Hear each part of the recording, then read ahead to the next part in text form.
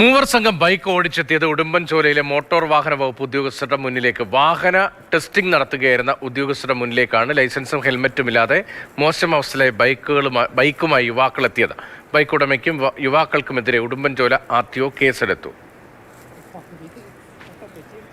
വണ്ടി ടെസ്റ്റ് നടത്തുന്ന സമയത്ത് 3 പിള്ളേര് വാഹനത്തിൽ വരുന്നതായി ശ്രദ്ധയിൽപ്പെട്ടതിൽ വാഹനം തടഞ്ഞു നിർത്തി ചെക്ക് ചെയ്തതിൽ വാഹനം ഓടിച്ച ആൾക്ക് ലൈസൻസ് ഇല്ലെന്നുള്ള വിവരം മനസ്സിലായി. കൂടെ ഉണ്ടായിരുന്ന ആളുകൾക്ക് ഹെൽമെറ്റും ഒന്നും വെച്ചിട്ടുണ്ടായിരുന്നില്ല. മാത്രമല്ല, വാഹനം ഈ ഓടിച്ച ഡ്രൈവറിൻ്റെ പേരിലും അല്ല, വാഹനം മറ്റൊരു വ്യക്തിയുടെ പേരിലാണ്. മറ്റേ വ്യക്തി വാഹനം വിറ്റിട്ട് ഇത്രയും കാലമായിട്ടും വാഹനത്തിൻ്റെ ഉടമസ്ഥ അവകാശം മാറ്റാതെ ഉപയോഗിക്കുമ്പോൾ ഉണ്ടാകുന്ന പ്രശ്നങ്ങളാണ്. ഇതിലിപ്പം മെയിൻ പ്രശ്നം എന്ന് വെച്ചാൽ, ഇപ്പം എന്ത് ഒഫൻസും ഈ വണ്ടിയിൽ ഉണ്ടായിക്കഴിഞ്ഞാൽ ആരാണോ ഈ സമയത്തുള്ള ഓണർ വാഹനത്തിൻ്റെ, അദ്ദേഹമാണ് ഇതിന് റെസ്പോൺസിബിൾ. നിതിൻ തോമസ് ഉണ്ട് വിവരങ്ങളുമായി. നിതിൻ, ഈ വാർത്തയുടെ വിശദാംശങ്ങൾ എന്താണ്? ഇടുക്കിയില് ഓഫ് റോഡ് ജീപ്പ് സഫാരികൾ നിരോധിച്ചിരുന്നു. അത് വീണ്ടും പുനരാരംഭിക്കുന്നതിന്റെ ഭാഗമായിട്ട് ജീപ്പ് സഫാരിയുമായി ബന്ധപ്പെട്ട മോട്ടോർ വാഹന വകുപ്പ് ഉദ്യോഗസ്ഥർ ഇന്ന് വാഹനങ്ങളുടെ ടെസ്റ്റിംഗ് നടത്തുകയായിരുന്നു. നെടുങ്കണ്ടത്ത് വെച്ചിട്ടായിരുന്നു ടെസ്റ്റിംഗ് നടന്നുകൊണ്ടിരുന്നത്. ആ ടെസ്റ്റിംഗ് നടന്നുകൊണ്ടിരിക്കുന്ന സമയത്താണ് മൂവർ സംഘം ഒരു ബൈക്കില്, ഇരുചക്ര വാഹനത്തില് ഇത്തരത്തിൽ മൂവരും ചേർന്ന് ഈ പ്രദേശത്തേക്ക് എത്തുന്നത്.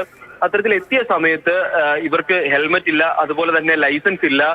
അത് ഈ വാഹനമാണെങ്കിൽ അതായത് വാഹനത്തിന്റെ ഫ്രണ്ടിൽ മറ്റേ ഹെഡ്ലൈറ്റോ മറ്റു കാര്യങ്ങളോ ഒന്നും തന്നെ ഇല്ല. അത്തരത്തിലൊരു അവസ്ഥയിൽ ഈ വളരെ വേഗതയിൽ ഓടിച്ചെത്തുന്നത്, അത്തരത്തിൽ ഓടിച്ചെത്തിയത് നേരെ മോട്ടോർ വാഹന വകുപ്പ് പരിശോധന നടത്തുന്ന സ്ഥലത്തേക്കാണ്.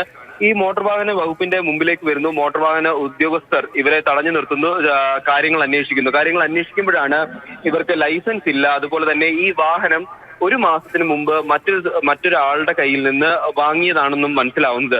അത്തരത്തിൽ ഈ വാഹനം വിറ്റ ആളെ വിളിക്കുന്ന സമയത്ത് പുള്ളി പറയുന്നു, 1 മാസത്തിന് മുമ്പ് വാഹനം ഞാൻ വിറ്റതാണ്, പക്ഷേ ഇതുവരെയും പൈസ പോലും നൽകിയിട്ടില്ല എന്നൊരു വസ്തുതയും അറിയുന്നത്. പക്ഷേ 1 മാസത്തിന് മേളിലായിട്ടും ഈ വിൽപ്പന നടത്തിയ വാഹനം പേര് മാറ്റാത്തതും ഇത്തരത്തിലൊരു പ്രശ്നമായിരിക്കുകയാണ്. അതുകൊണ്ട് തന്നെ ഈ വാഹനം വിൽപ്പന നടത്തിയ ആൾക്കും അതുപോലെ തന്നെ ഇവർക്കും എതിരെയും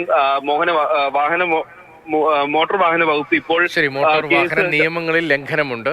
അങ്ങനെയാണ് ആ പരിശോധനയിൽ പിടിച്ചവർക്കെതിരെ കേസെടുത്തിരിക്കുന്നത്. വാഹനത്തിന്റെ ഉടമയ്ക്കെതിരെയും കേസെടുത്ത്. നിതിൻ തോമസ് ആണ് ആ വിവരങ്ങൾ നൽകുന്നത്.